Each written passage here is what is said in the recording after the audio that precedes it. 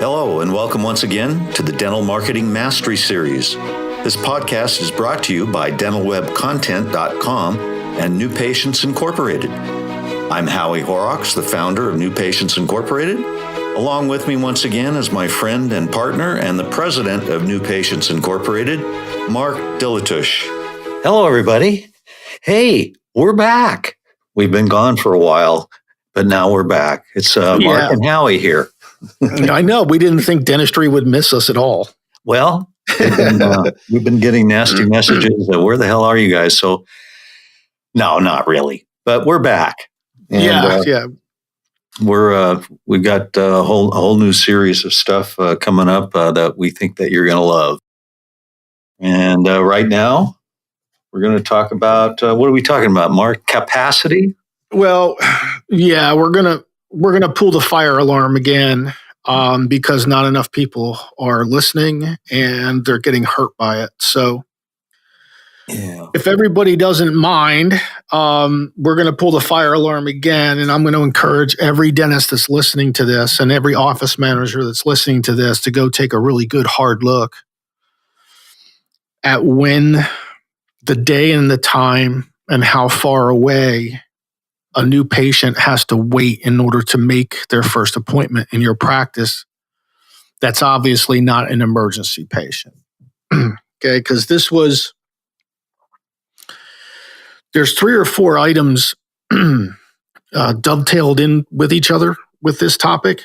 And from what we can see, from the data that we can see, and with this recent transition with NPI Click, believe me, we can see data from hundreds and hundreds and hundreds of dental offices flying through at all times. Many or most of you are unaware that your capacity is constricted and you don't know why and you don't know how to fix it. So as we rebirth the new series after our, I guess it's been about 90 to 100 day. We'll call it a podcast vacation or hiatus. Right? We were not on vacation. No. We were working our tails off. For those who don't know, we just doubled in size in the last 100 days. But anyway, so we keep hearing this theme. This theme keeps coming across. And for those who are unaware or unaccustomed of the work that we do, we touch base with our clients usually at month 5 and month 9 each campaign year. We do a cross-reference and we make sure that the ROI is tracking where we thought it would and all that stuff, right? So when we do that, one of the first things we look at is, when can I get in? If we just pretend we're a new patient and we're not in emergency, I'm not in pain. And, I want a Tuesday morning or a Thursday afternoon, just, what all new patients want. They want a prime time spot open somewhere within the next 8 work days so that they can come see you.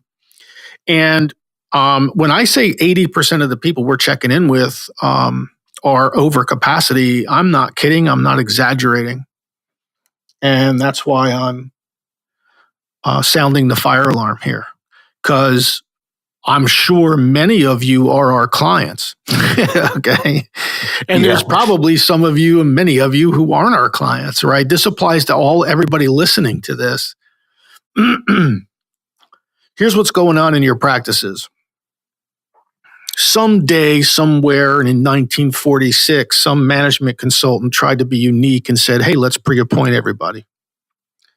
Everybody that comes in for hygiene, instead of putting a postcard in the mail and putting a stamp on it, let's just let them reserve some spot in our schedule, and we'll hope they come in.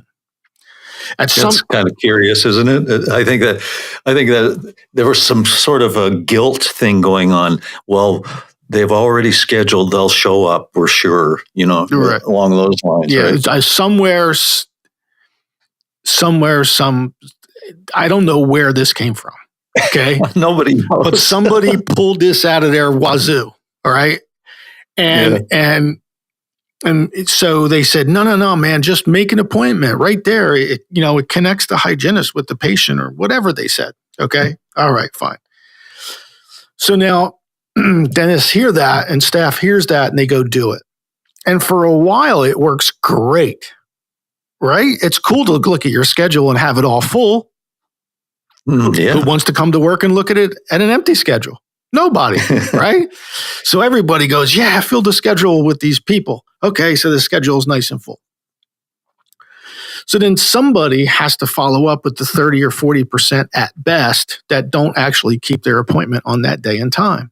So then the doctor goes and spends more money on human resources to follow up on this business system called pre-appointing, just to make sure that the 30 or 40% who we know are not going to keep their appointment on the day and time they made it 6 months ago, find some other spot that we can reserve in a future part of our schedule. That also makes no sense, okay?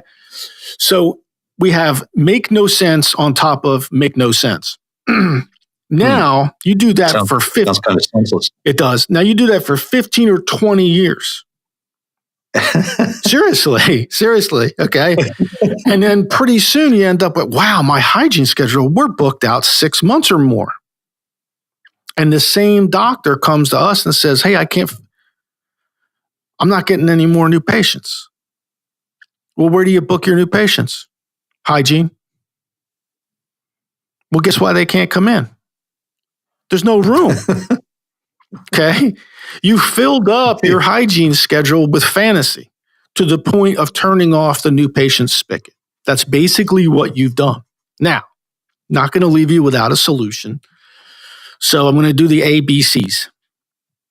A patients are people that you can pre-appoint, people that appreciate the courtesy of choosing the day and time of their wishes 6 months from now because they make and keep their appointments. Very simple. Those are your A patients. Your B patients are patients who, they have a hard time keeping their 6-month appointment without changing it for whatever reason. Work, vacations, I forgot, soccer schedules, school, whatever. Okay? B patients don't get pre-appointed. B patients get a postcard or a call or some combination of recall system that you choose. That's your choice. C patients, you all have them. They weren't going to come in whether you pre-appointed them or not. They're going to come in when their mouth hurts. Obviously, you don't pre-appoint C patients. You just put them on your same recall schedule, follow up, postcard, call, postcard, whatever your protocol is. And if they don't respond, okay, they don't belong in your schedule. If you untangle the insanity that's created by pre-appointing everyone that's ever graced your front door, what happens is actually really cool to watch. Now, you can't just stop pre-appointing, you have to do this other thing too. The other thing you have to do is you have to go and say, okay, well, how many new patients a month do we get on average every month? So let's say you go look at those numbers and I get 20. Okay. Multiply 20, because now you need 20 openings in prime time in your schedule. You need to mark them a color like purple or pink or something that's obvious to your team. And you don't need 20 because that'll give you the same number of new patients you're getting now. You want 120% of 20 or about 24 blocks. And when I say blocks, I don't necessarily mean blocks. It could be, you could paint your schedule. It depends on the practice management software you need. Basically, you need a visual cue to the staff that says new patients only. However your practice management system works. So now over time, you're sitting there going, okay, well, if I don't pre-appoint everyone and I only pre-appoint my A patients and I block 120% of the new patients I saw last month, and I do that on a consistent basis month over month over month, we can tell you what happens because we follow up with our clients. All of a sudden, magically, they get more new patients. It's amazing. All you have to be is open and available. Pre-appointing and not reserving time for enough new patients in your schedule is what's causing these new patients to go elsewhere. They're calling your office, okay? They may actually be making appointments in your office and then bailing on them because they got off the phone with you and they thought about it. They're like, Why am I waiting 2 weeks to go to the dentist? I want to go next week. And they called some other office. And since they don't have a relationship with you, they never call you back and cancel. Yeah, I was just going to say that they don't bother calling back, and they just, they wanted to hold their place in line while they check out some other practices, and then if they get a better opportunity for themselves, they take it and they blow you off. They don't call back and cancel. Yeah, exactly. It's like you're in a resort town and there's 4 clubs, and there's lines to get into each door in each club. I mean, there's 4 people in your group. They're just getting in line.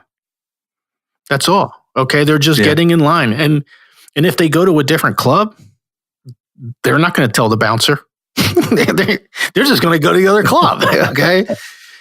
No. So meanwhile, though, they're creating the illusion that your schedule's full. Or now here's where it dovetails in with the folks who are brilliant enough to have already implemented Local Med's online scheduling into their marketing mix. Your unavailability shows up online now. Okay. Yeah. So make sure that your portal, make sure that your openings, that you have plenty. And sometimes that could mean just opening up another column. You can just, email their support department. They can do that with you. Opening up another column and then restricting the column to only certain days and times that you want to funnel new patients through your office. But here's the bottom line. You need to look and sound and be available to new patients who are not emergencies within 2 or 3 workdays would be my choice, 2 or 3 workdays, but at a minimum within the next 8 days. Okay. If you go out and look at your schedule, or you look at your online scheduler right now and you pretend you're a new patient adult and you're looking for your first visit and it goes through hygiene, whatever, and you see 3 weeks from now, that's the main thing that's stopping additional new patient flow into your practice. Okay. It works 100% of the time. And most of you are suffering from it. Most of you are suffering from it partially because of the economic rebound. Remember, dentistry lost about $21 billion after 2008, and it's still recovering. So dentistry is rebounding, but a lot of you are busier than you ever used to be. Put those 2 things together along with a constricted schedule, and you end up not leveraging your marketing dollars as best you can. And so that's the fire alarm. Now you know what it is. Now you know what to go look for. Now you know how to go fix it. I'll tell you, we'll give you a couple little tips because we've chased this all the way down the road. The person at your front desk who is tired of telling new patients your first available appointment is 8, 9, 10 days from now. In other words, it may not be your first available. Remember, I'm talking about prime time appointments. First in the morning on a weekday, last in the evening on a weekday are your prime time appointments. You need those prime time appointments available for newest patients, okay? So if you go look and you say, oh my God, I didn't realize this. The first prime time appointment I have is 2 weeks from now. I had no idea. Then you go paint your schedule. The person at your front desk is going to love you because she's tired of telling people, no, the only thing I have for a new patient visit is 2:00 on a Wednesday afternoon, which is like the most inconvenient appointment in the world to everyone on earth. Okay. So you wouldn't she's tired of turning away new patients. Your hygienists, if they are, nothing against hygienists. I love hygienists, so don't take this personally. But if they're used to rescheduling and pre-scheduling from the operatory through the computer, they're going to be the ones who revolt. Okay, they're the ones who are not going to like this system, and I can tell you exactly why. because the existing system is easy. It's very difficult to change easy, but it's worth it. It's stagnating your practices, and it needs to be changed. So I challenge everyone listening to this, please go look. Go. We see the cause and effect, and we see the doctors, their whole outlook on the new patient, the quality, the flow, everything changes. Like 300, like it's amazing, before and after. And for everyone listening to this is not going to be an easy thing to change, because if you look in your schedule right now, you probably don't have a hygiene opening for 3 or 4 months because you've been pre-appointing your whole life. Okay. But if you start now and start pre-blocking now and go out 5-6 months and pre-block those numbers, you're going to be alive for the next 4 or 5 months. It's going to come around. Okay. And then you're going to start to see the improvement. So your new patients go from 20, 22, 24, 26, 28, 30. You open up that capacity and new patients will flow through. Good one. Well, we hope you've enjoyed having us into your living room or wherever you're listening to us. into your workout, into your drive to work. That's we try to keep these to about 15, 20 minutes. So So until next time, we'll sign off now. Thanks for listening. We hope you've enjoyed our podcast today. You can find more podcasts on our YouTube channel, on Stitcher, and iTunes. Also on our websites, dentalwebcontent.com and newpatientsinc.com.